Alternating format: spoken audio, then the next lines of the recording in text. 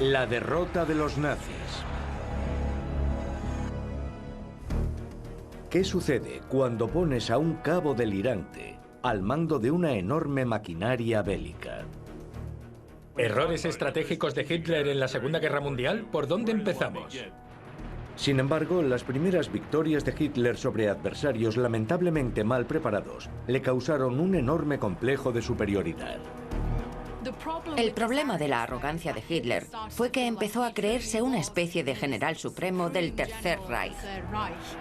Pero en cuanto los errores empezaron, ya no dejaron de surgir como setas. Los rodearon, los destruyeron. Todas las decisiones militares de Hitler después de 1940 acabaron mal.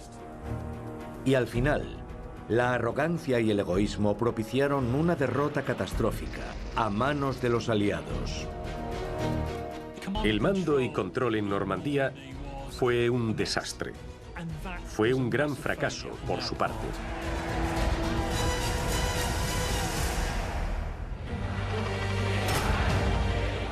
Errores militares. Hitler tenía grandes planes, pero eran relativamente simples. Expandir sus fronteras reclamando territorios que Alemania había perdido tras su derrota en la Primera Guerra Mundial. Aniquilar a la población de Rusia y Polonia. Y abrir hacia el este, Lebensraum. Nuevas tierras para que la raza aria se estableciese y prosperase durante los siguientes 1000 años. Y ya puestos, ajustar cuentas del pasado. Hitler comenzó a imaginar la nueva Alemania con su habitual grandilocuencia.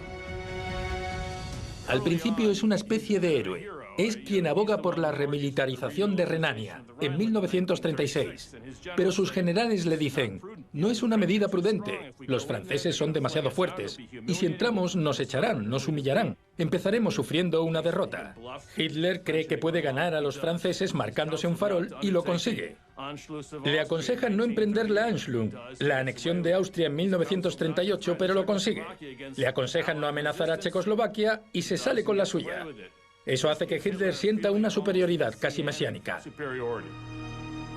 Pero ¿contaban Hitler y Alemania con una estrategia infalible para emprender una guerra de desgaste y lograr la victoria final? La respuesta se vio el día que Hitler invadió Polonia en septiembre de 1939.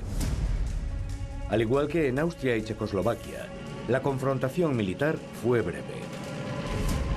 La brutal maquinaria bélica alemana aplastó rápida y fácilmente a las tropas polacas gracias a la aplicación de la Blitzkrieg, la guerra relámpago.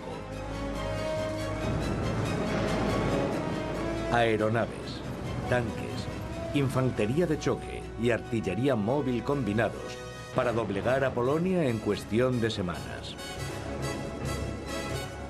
Pero las consecuencias a largo plazo de la locura de Hitler se desarrollarían durante los siguientes años. El concepto bélico de la Alemania nazi es erróneo en general, y especialmente la invasión de Polonia, ya que hará que tengan que enfrentarse a Francia y Gran Bretaña. Y no solo a Francia y Gran Bretaña, sino también a sus imperios. Y eso implica una guerra relativamente global. ¿Cuál puede ser el camino hacia la victoria? ¿Cuál es la planificación a largo plazo? ¿Realmente pensaron cómo terminará esa guerra? A Hitler no le iban las sutilezas y contaba con una guerra rápida. Durante algún tiempo pareció que podría conseguirla.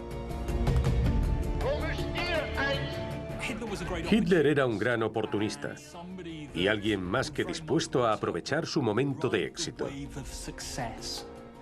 Debía apresurarse y todo lo relacionado con su liderazgo y con el régimen nazi parecía indicar que no quiere ver el resultado de los acontecimientos. No quiere desarrollar una maquinaria bélica fuerte. No quiere librar una guerra total. Quiere resolver las cosas muy rápidamente. Hitler podía estar en lo cierto al querer atacar duramente y lo antes posible, ya que muchos fueron sorprendidos por su agresión directa. Y el mundo tardó algún tiempo en darse cuenta de lo en serio que iba el tal Hitler.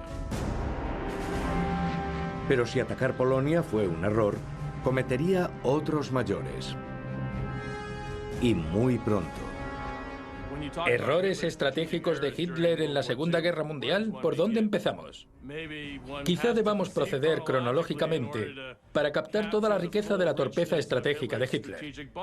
Empecemos por su decisión a principios de 1940 de invadir Noruega para transportar los depósitos suecos de hierro más fácilmente hasta las fábricas alemanas. Da resultado. Vence a los británicos y los franceses y toma la costa noruega.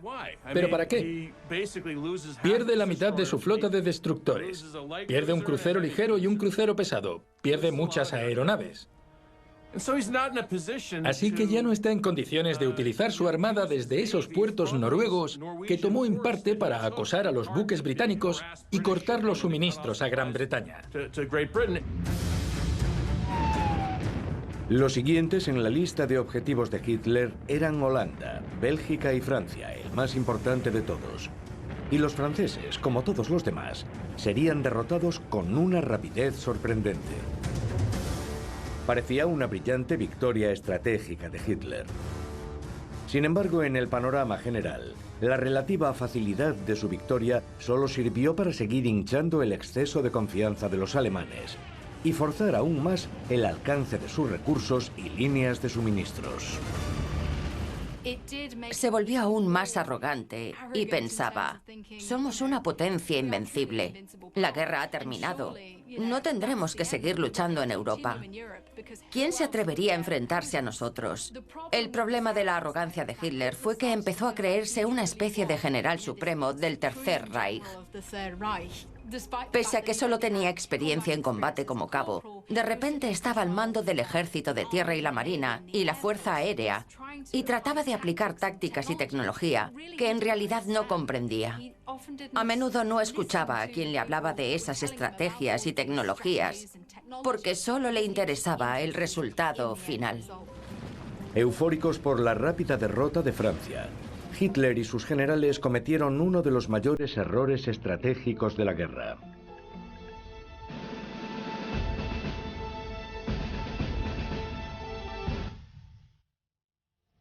En mayo de 1940, los tanques nazis se dirigían sin descanso hacia la costa francesa. El ejército alemán había tardado menos de 2 semanas en cruzar Europa y en entrar en Francia, obligando a las tropas francesas y aliadas a emprender un repliegue a la desesperada. Las tropas aliadas estaban rodeadas y a punto de quedar aisladas en la costa de Dunkerque. La cuestión era cómo evacuar de forma segura a casi 400.000 soldados británicos y franceses desde un puerto de tamaño medio, cuyos muelles estaban siendo destruidos por bombas y proyectiles, y serían invadidos en breve por las tropas alemanas. Parecía avecinarse una masacre. Pero entonces, inexplicablemente, justo cuando estaban a punto de derrotar a los ejércitos británicos y franceses, Hitler y su alto mando presionaron el botón de pausa. Dunkerque es otro de los errores de Hitler. En 1940 tiene tanques Panzer a 29 kilómetros de Dunkerque, el único puerto realmente útil a disposición de gran parte del ejército británico en el frente occidental. Pero decide retener los Panzer y conceder el honor de destruir el ejército británico en Francia a la Luftwaffe de Göring, que no está equipada para ejecutar este tipo de misión. Y cuando Hitler permite que los Panzer reanuden su avance, los británicos, que estaban más lejos de Dunkerque que los Panzer alemanes cuando Hitler ordenó que se detuviesen, ya han creado un perímetro defensivo y son capaces de resistir el tiempo suficiente para evacuar a más de 300.000 soldados al Reino Unido. Hitler cometió un error catastrófico. Hay quien cree que en realidad le estaba dando a Gran Bretaña la oportunidad de rendirse, que mostraba clemencia, pero esperaba algo a cambio.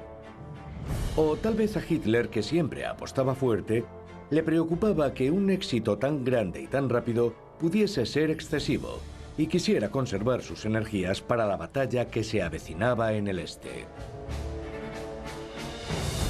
Fuese cual fuese la razón, mientras los alemanes vacilaban, los británicos aprovecharon la oportunidad para escapar. Hitler había dejado pasar su mayor oportunidad de aplastar la moral británica.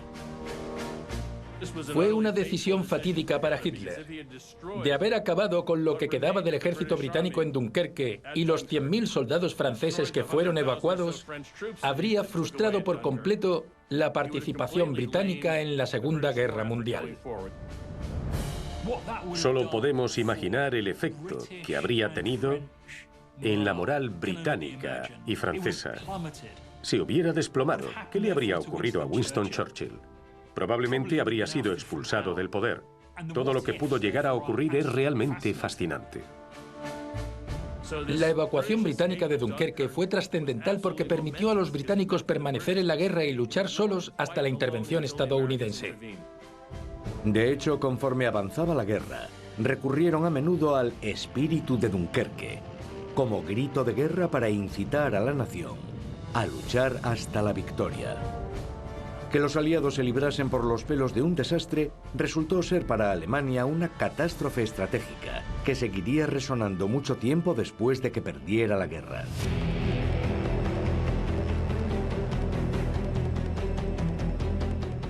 Pero aunque permitió que el ejército británico se le escapara entre los dedos, parece que Hitler no entendió lo ocurrido. Seguía esperando que los británicos se rindieran sin más. Para dejar muy claro a Churchill que hablaba en serio, Hitler empezó a reunir amenazadoramente barcazas y pertrechos en la costa francesa con vistas a una invasión planificada de Gran Bretaña. La Operación León Marino. Antes del desembarco, Hitler ordenó a la Luftwaffe de Hermann Göring destruir las defensas costeras de Gran Bretaña.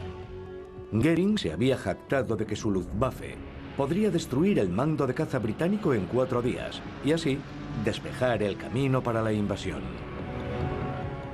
Cuando Gran Bretaña se negó a capitular, alentada por la excesiva confianza de Göring, la Luftwaffe recibió la orden de atacar y derrotar rápidamente a la RAF, Fuerza Aérea Británica, tal como había prometido. Solo para seguir combatiendo, debían derribar 3 cazas alemanes por cada uno suyo que perdieran. Pero fieles a su imagen de intrépidos héroes, los pilotos británicos, polacos, canadienses, checos, australianos y neozelandeses lo lograron. Y Gran Bretaña pudo seguir luchando. Alemania tendría otra oportunidad de echar a Gran Bretaña de la guerra, y estaba a punto de desperdiciarla. Para empezar, Göring enfrentó estúpidamente sus grandes cazabombarderos Messerschmitt Bf-110 de largo alcance contra los más ágiles Spitfire y Hurricane. El resultado fue un desastre. El Bf-110, Sesturer, a menudo tiene mala reputación debido a que fue totalmente masacrado en la batalla de Inglaterra. Era una especie de caza pesado bimotor muy poderoso y podía ser muy eficaz, pero como a menudo sucedía con la Luftwaffe, el Bf-110 se vio obligado a desempeñar un papel que no le correspondía. No debería haber sido usado como bombardero de escolta. De hecho, era tan lento que a menudo se bromeaba diciendo que la escolta necesitaba una escolta.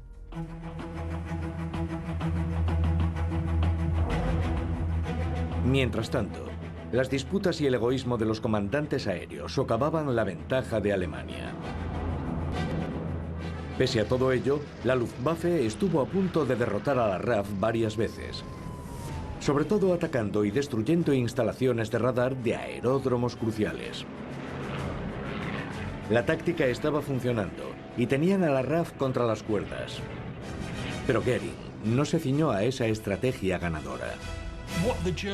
Sobre todo al principio de la guerra, vemos que los alemanes carecen de la tenacidad y la paciencia necesarias para que se concrete el desarrollo de una campaña. Por lo tanto, aunque militarmente fue bastante acertado atacar a la RAF, atacar sus defensas antiaéreas y sus radares, justo cuando estaban a punto de lograr ese objetivo, pensaron que les estaba llevando demasiado tiempo y cambiaron de objetivos.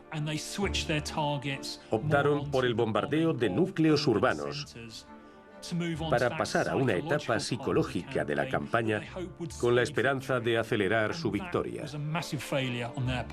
Y al hacerlo cometieron un grave error. Perdieron de vista su objetivo y lo cambiaron por otro con el que obtendrían un éxito militar mucho menor.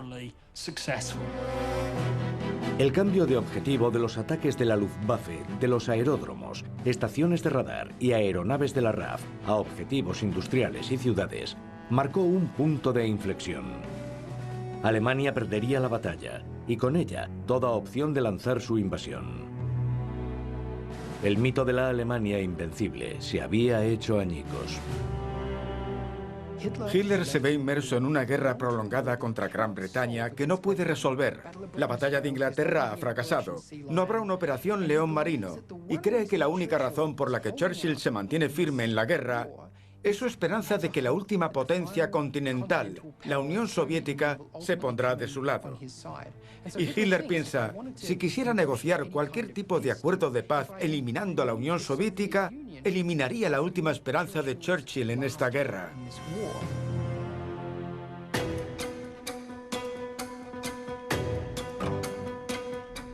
Si los errores estratégicos durante la batalla de Inglaterra pusieron de manifiesto las grietas en el blindaje militar de Alemania, los devastadores errores durante la invasión alemana de la Unión Soviética abrieron esas grietas de par en par. El exceso de confianza de Hitler en sus capacidades políticas y militares estaba a punto de exorbitarse con su intento de invadir la Rusia soviética. Tanto él como sus generales estaban a punto de subestimar gravemente la extensión y la magnitud de la Unión Soviética y la capacidad de su pueblo para soportar sufrimientos extremos. Uno de los estudios más importantes en esta etapa es el de la geografía militar.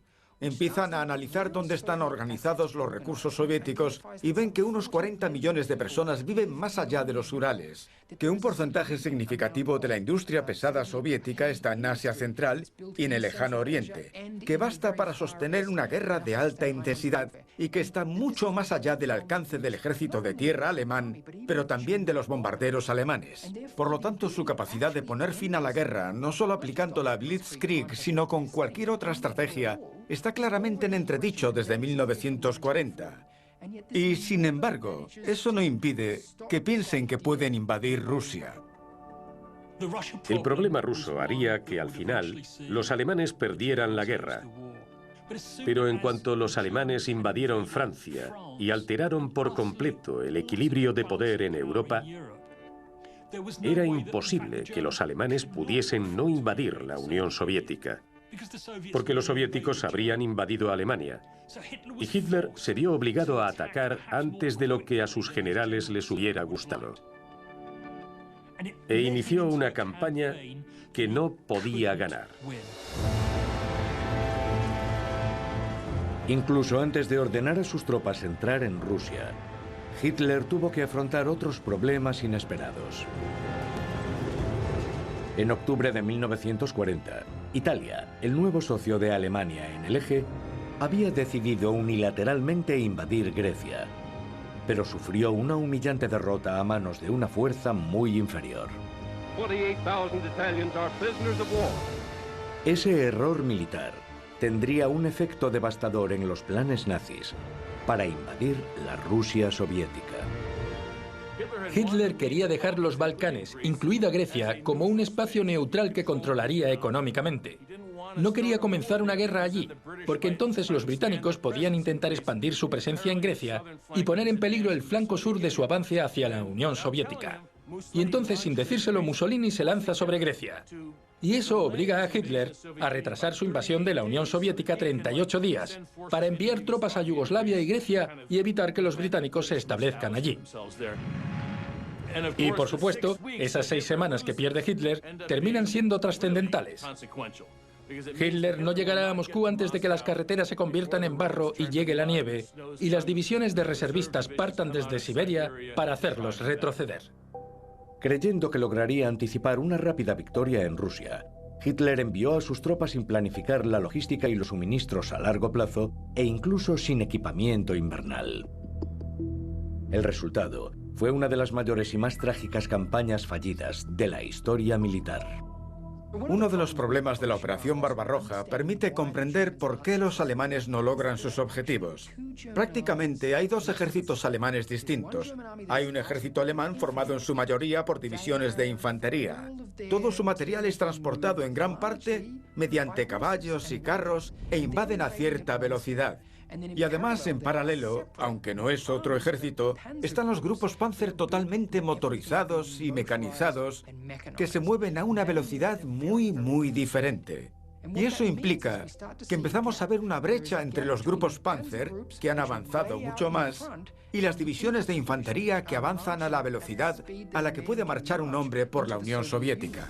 A medida que los alemanes se adentraban más en la imponente inmensidad de Rusia, dejaban un rastro de tanques averiados y camiones abandonados, destrozados por el polvo omnipresente y las pésimas carreteras. Como ejemplo de lo grave que era, a finales de junio, el 75% de los tanques Mark IV de la 7ª División Panzer están inutilizados, y prácticamente lo único que han hecho es cruzar Bielorrusia. La única conclusión a la que podemos llegar es que la Operación Barbarroja se basa en una supuesta sucesión de éxitos, y cuando eso no ocurre, cabe preguntarse hasta qué punto existe un plan de contingencia en el caso de no lograr esos éxitos en una guerra tan intensa. ¿Qué significa eso para el ejército alemán y para la economía de guerra alemana? Y descubres que no lo han planeado. Las líneas de suministro estaban cada vez más lejos, así que la logística comenzó a fallar, dejando a las tropas sin alimento, munición y combustible suficientes. Aunque el ejército rojo se estaba replegando, al menos podía regresar a sus bases de suministro, contar una superioridad numérica aplastante y estar preparado para enviar un flujo inagotable de tropas hacia la muerte para intentar repeler a los invasores. Sorprendentemente, a pesar de sus dificultades, los alemanes todavía podían pensar en la victoria cuando Hitler cometió otro error estratégico. En agosto se está abriendo paso hacia Moscú, donde pueden ganar la guerra. ¿Por qué?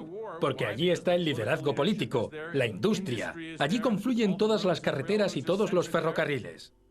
Y Hitler toma la decisión de retirar un ejército Panzer del grupo de ejércitos del centro y enviarlo al sur para participar en la gran batalla del cerco de Kiev, en la que capturan a 600.000 prisioneros soviéticos. Pero pierden un mes entero en la toma de Kiev, porque Hitler dice: necesitamos el alimento de Ucrania y el petróleo del Cáucaso. Sus generales le dicen: no, Führer, tenemos que tomar Moscú, tenemos que ganar esta guerra de un solo golpe. Y Hitler piensa: ¡ja! Mis generales no saben nada de economía. Y entonces, para empeorar aún más las cosas, justo cuando Moscú volvía a estar en el punto de mira de los alemanes, el barro comenzó a congelarse, anunciando una amenaza mucho mayor: el invierno ruso. Hitler había apostado por una victoria rápida. ¿Quién necesitaría ropa de invierno si Moscú ya había caído? Y menudo invierno. Las temperaturas alcanzaron los 40 grados bajo cero. Las ametralladoras se congelaban y los soldados tenían que orinar sobre ellas para calentarlas. Las armas se les pegaban a la piel. A veces se congelaban hasta morir, allá donde estaban. El ejército alemán confía demasiado en sí mismo y no planifica posibles contingencias porque piensa: no nos veremos en esa situación, no estaremos allí durante el invierno. Eso es inconcebible. Hasta el punto de pensar: no vamos a planear eso. Y los alemanes también se engañan pensando: aunque tengamos que pasar aquí el invierno, detendremos las operaciones, nos protegeremos y sobreviviremos al invierno. Así de ilusos son, aunque deberían saber que los soviéticos pueden ser capaces de seguir combatiendo con ellos incluso durante el invierno. Debilitadas por el terrible invierno ruso, las tropas nazis no estaban preparadas en absoluto para una contraofensiva soviética masiva. Calientes y cómodos gracias a los forros de piel de sus chaquetones, botas y uniformes blancos para camuflarse con la nieve, los soldados soviéticos se lanzaron contra las maltrechas líneas alemanas como fantasmas que surgían de la niebla. Los supervivientes alemanes, formando un ejército sorprendentemente intacto, se vieron obligados a retirarse sin haber conquistado Moscú. Y por supuesto, los alemanes no habían tomado San Petersburgo, no habían tomado Moscú, no habían tomado Rostov, y los recursos que necesitaban para continuar la guerra se agotaban rápidamente.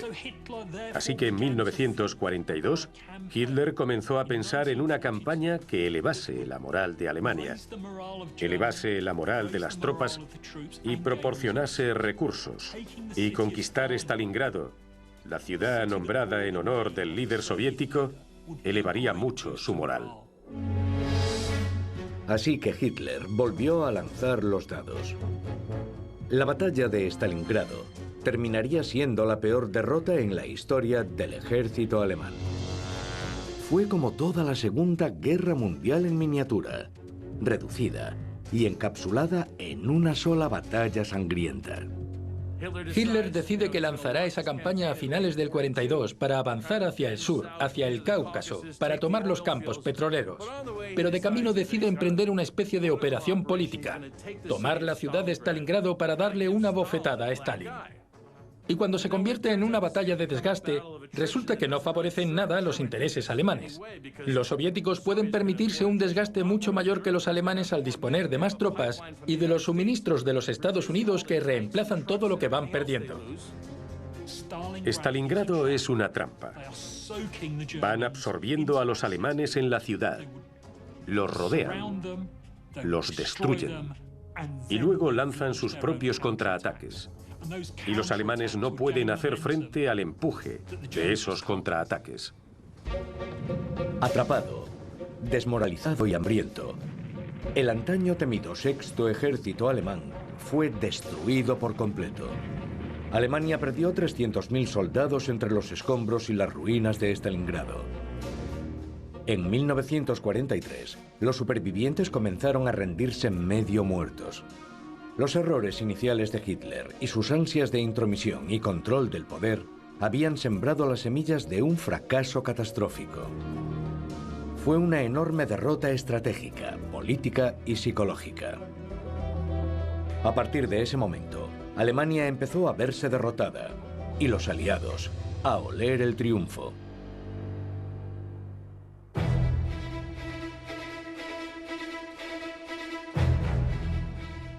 Los aliados ya controlaban los cielos. Los restos de la antaño alabada Luftwaffe de Goering habían quedado reducidos a amasijos humeantes en el este, y los aliados decidieron concentrarse en los mares. La batalla del Atlántico, que se desarrolló desde el principio hasta el final de la guerra, fue posiblemente el frente más crucial de toda la guerra. El Océano Atlántico era la carretera por la que los aliados podían proporcionar a Gran Bretaña municiones y suministros desde Norteamérica. La única forma de detener esos suministros era mediante los submarinos de la Kriegsmarine. Debían cortar la línea de suministro y hundir los mercantes antes de que pudieran llegar a los puertos ingleses. La armada alemana nunca podría luchar frontalmente con las armadas aliadas combinadas. Así que el mando naval alemán optó por una campaña de incursiones contra la marina mercante. Eso permitió a las manadas de lobos de submarinos alemanes, menos poderosas pero más ágiles, elegir sus objetivos según el momento, en su mayoría barcos mercantes. Mientras tanto, eludían las grandes unidades navales aliadas. Para afrontar la amenaza de esos ataques, los buques mercantes se agrupaban en convoyes escoltados por buques de guerra y, si era posible, aeronaves. Los alemanes tuvieron éxito al principio porque había muchos barcos cruzando el Atlántico sin más. Había objetivos por todas partes, petroleros, cargueros, etc. Pero cuando formas un convoy, creas un objetivo más pequeño. Sí, hay 60 barcos juntos, pero todos avanzan tan rápido como pueden. Y un submarino en busca de un objetivo debe permanecer en la superficie pendiente de ver un convoy que avanzará a toda velocidad antes de que pase de largo. Antes de eso, siempre podían encontrar algún barco cerca o dos.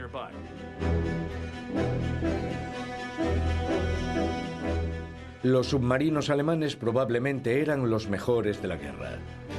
Y sus tripulaciones tenían mucha experiencia en combate y habían aprendido duras lecciones durante la Primera Guerra Mundial. Protegidos por sus códigos enigma aparentemente indescifrables, las flotas de submarinos atacaban a voluntad con muy buenos resultados. ¿Se les permitiría proseguir su campaña sin intromisiones o también se vería frustrada por un liderazgo deficiente o fuerzas más allá de su control? En muchos momentos de la guerra, sus submarinos casi lograron alcanzar su objetivo. Sin embargo, más que cualquier otro frente, la batalla del Atlántico fue una guerra tecnológica. Una tecnología superior daría a los submarinos alemanes cierta ventaja, como mejores armas, mejor tecnología para evadir ser detectados o coordinar sus ataques. Pero los aliados estaban desarrollando tecnología propia a un ritmo alarmante, mejores radares, mejores sonares, mejores armas. Era una guerra tecnológica y ganarla requeriría toda la fuerza industrial y toda la financiación disponibles. Desgraciadamente, como los submarinos no resultaban tan glamurosos como los aviones a reacción o los tanques grandes e imponentes, Dönitz no obtuvo los fondos que necesitaba para equipar sus submarinos con tecnologías suficientes para mantenerse por delante de los aliados. Una vez más, al invertir dinero en su fuerza aérea a expensas de su armada, Hitler había cometido un error fatal. La flota submarina alemana pudo otorgar la victoria a los nazis en la Segunda Guerra Mundial. Pero Hitler pasó por alto y subestimó su importancia estratégica. La pregunta es, ¿por qué? Hitler, al igual que la mayoría de los líderes de las grandes potencias de la época, quería una flota de superficie grande y vistosa, que exhibiese su bandera por todo el mundo. Querían cruceros, acorazados, querían destructores pintados con los colores alemanes que enarbolasen la bandera alemana. Los submarinos eran invisibles, no conferían ningún prestigio, así que Hitler, como el Kaiser antes que él, era reacio a los submarinos y prefería los grandes buques de superficie. No excusa que debió tener en cuenta todo eso, pero ya sabemos que Hitler era un viejo soldado, un cabo del ejército alemán, que no sabía nada sobre el poder marítimo y asuntos navales.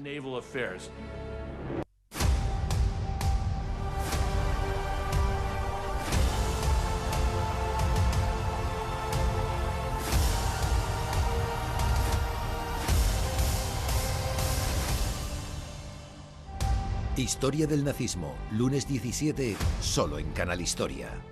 The U-boat surfaces and automatic wing cameras photograph the kill. Esa grave falta de previsión estratégica hizo que Alemania perdiese el control de los océanos y con él toda opción de impedir una invasión aliada en la Europa ocupada por los nazis. La última batalla sangrienta de la guerra estaba a punto de comenzar.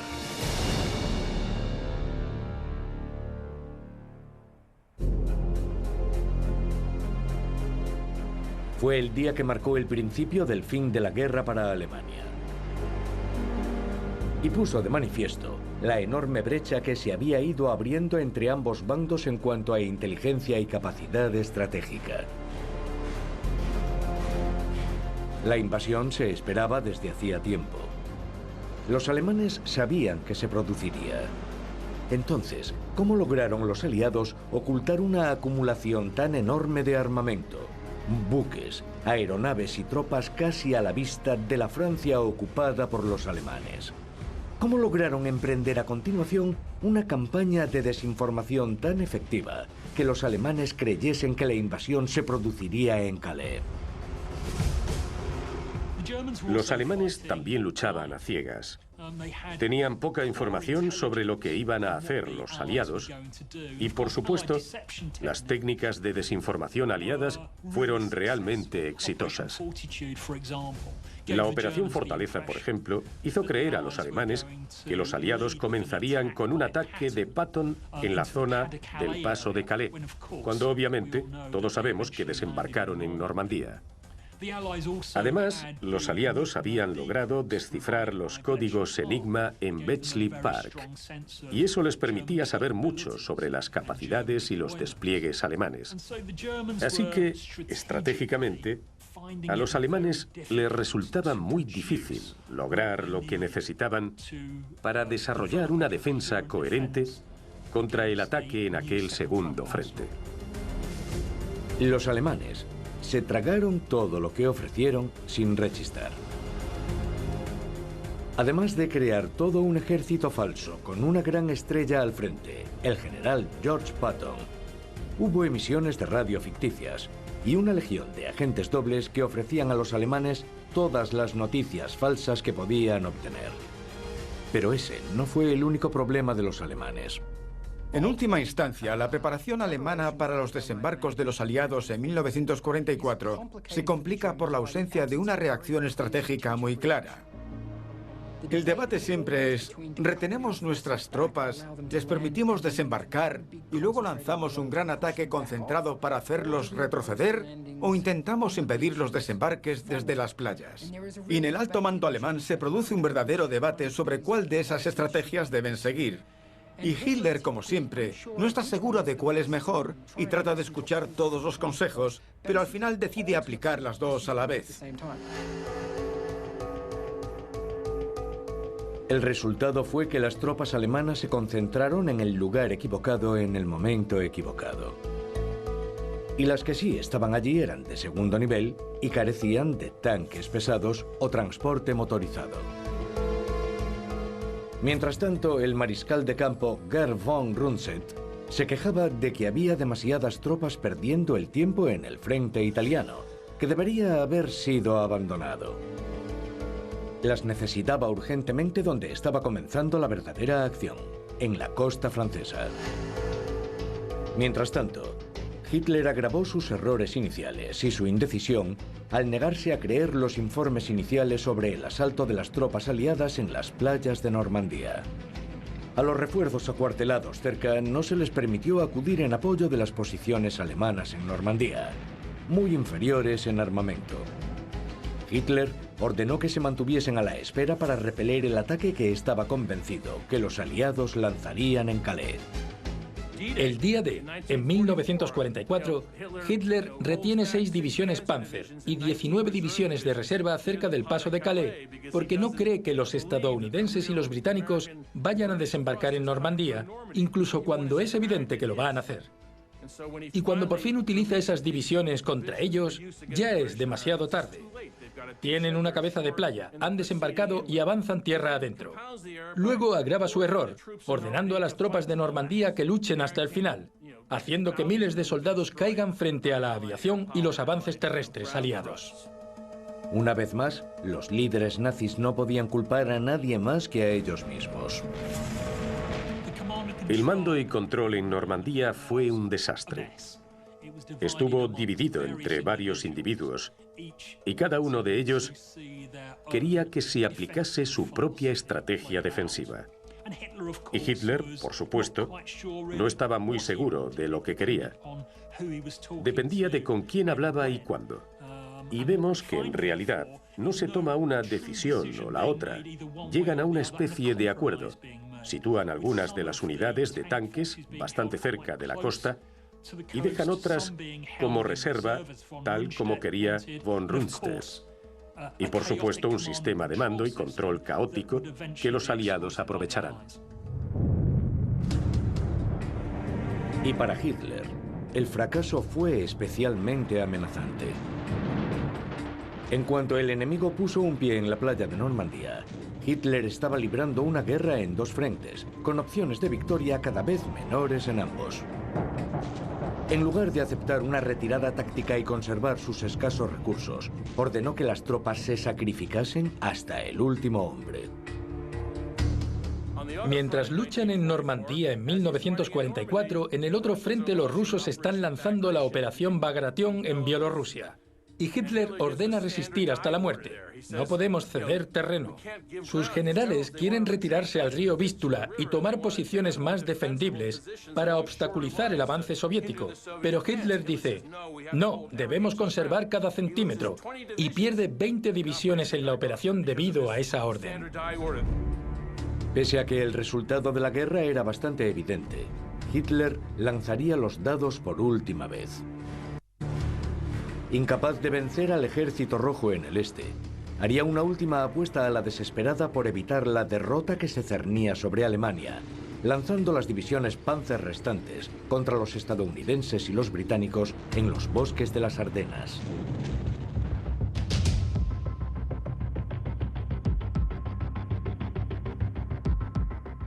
Los aliados querían creer que los alemanes estaban perdidos. Pero subestimaron los extremos a los que Hitler estaba dispuesto a llegar para sembrar muerte y destrucción. Incluso cuando el Reich nazi ya agonizaba, el objetivo de Hitler era dividir las fuerzas aliadas y detener su avance con un contraataque sorpresa donde menos lo esperaban. Las Ardenas, una región densamente arbolada al noreste de Francia. Hitler decide usar la última reserva móvil de la Wehrmacht alemana.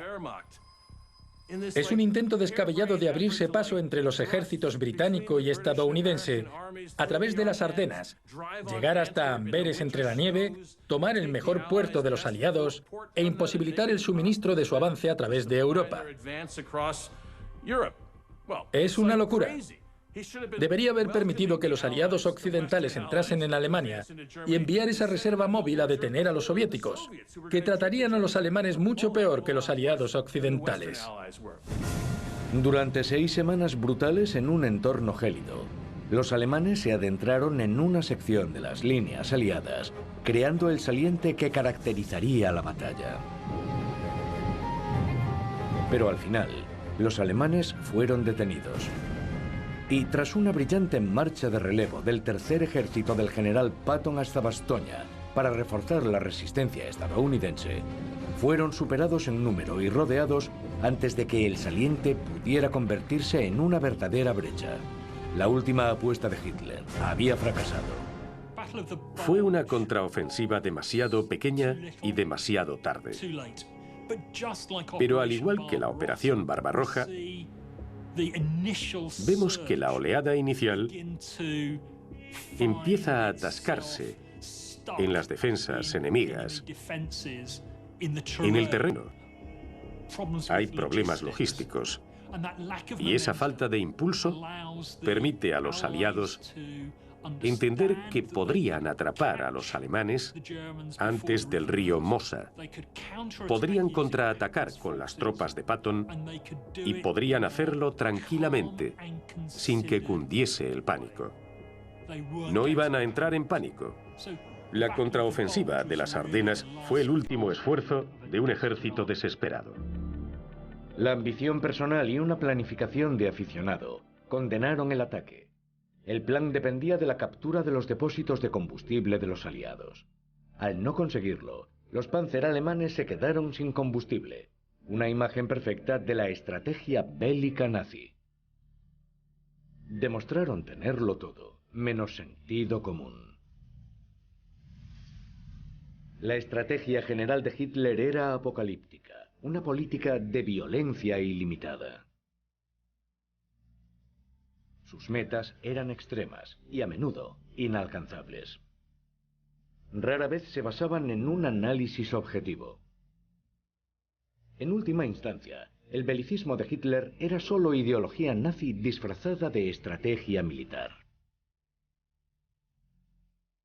Todo lo corrompía su obsesión por la pureza racial, la destrucción de razas enteras y una brutalidad absolutamente implacable. Hitler era tan inflexible como indeciso. Era incapaz de pensar racionalmente o de tener en cuenta las situaciones cambiantes que afrontaba. Ignoraba la geografía, los recursos disponibles y las razones de la resistencia del enemigo. El erróneo enfoque ideológico del Tercer Reich lo llevó a declarar la guerra a la Unión Soviética y a los Estados Unidos al mismo tiempo, ambos con industrias poderosas, poblaciones mayores y motivos para unirse en una causa común. Creo que los delirios de la cúpula nazi son evidentes, pero también debemos preguntarnos cuál era la causa. Y creo que en parte se debía a que su objetivo final era el autoengrandecimiento. Aparece de forma recurrente en todas sus decisiones. Lo más importante es uno mismo y no el desarrollo de la guerra, y siempre toman decisiones sobre esa base. Las estratagemas geopolíticas de Hitler fueron alimentadas por un cóctel fatal de arrogancia, fanatismo y paranoia. veía la victoria definitiva alemana como un derecho divino. Aunque en el fondo debió de sentirse cada vez más aterrado y abatido con cada derrota catastrófica. Sus cacareadas estrategias fueron poco más que una serie de apuestas demasiado arriesgadas y oportunistas, tomadas sobre la marcha. Durante casi una década, Hitler lanzó los dados por toda Europa. Pero al final, ganó la casa.